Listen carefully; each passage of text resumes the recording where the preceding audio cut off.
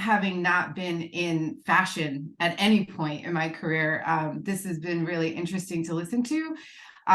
Hearing a lot of the jargon and the terminology you're using, I am surprised at how much it overlaps with other industries, because I actually was at Wayfair, and so there were, when you're talking about the portal and having the feeds, like I was working primarily with the stores.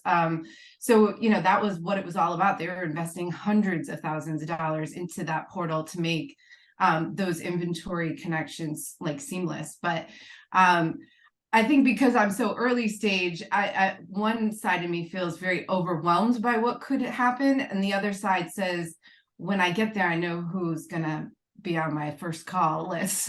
Good. Well, I'm excited. Well, before you get there, there's a lot that can be done to make sure that guards you from losing and wasting the money that typically most of the people do by taking steps prematurely, and really thinking about how do you build to that level, right? How do we take the methodical steps one after the other so that you can make those right decisions, you can prevent from investing too soon,